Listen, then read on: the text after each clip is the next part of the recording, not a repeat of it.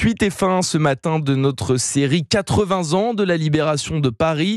C'était aujourd'hui, il y a pile 80 ans, le 25 août 1944, après une lutte sanglante, von Choltitz, le gouverneur allemand de Paris, a signé la capitulation en début d'après-midi. Et puis le soir, De Gaulle prononçait son fameux discours à l'hôtel de ville de Paris.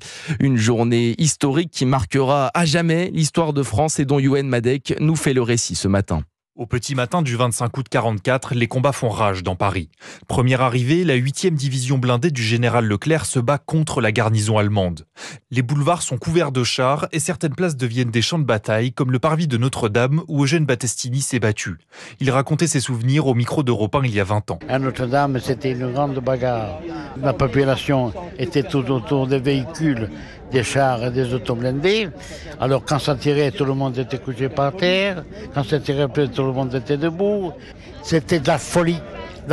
Parce que quand on arrêtait, tout le monde voulait monter dans les chars ou dans les voitures. Vous voyez, c'était de l'hystérie. De l'hystérie, mais aussi un grand soulagement en début d'après-midi quand le général von Choltitz signe la capitulation allemande à la préfecture de Paris. La liesse s'empare ensuite de la ville, comme se souvenait Anna au micro d'Europe 1 en 2014. Tous les drapeaux étaient aux fenêtres, les cloches sonnaient, les gens dans les cafés, les bistrots étaient pleins. Est-ce que ça dansait? Peut-être. On était fous de joie. Pour Jean Garrigue, historien, cette joie était celle de la fierté retrouvée. On referme une parenthèse, on referme l'humiliation de 1940. Un sentiment qu'avait bien compris De Gaulle, il prononce son fameux discours de l'hôtel de ville le soir même.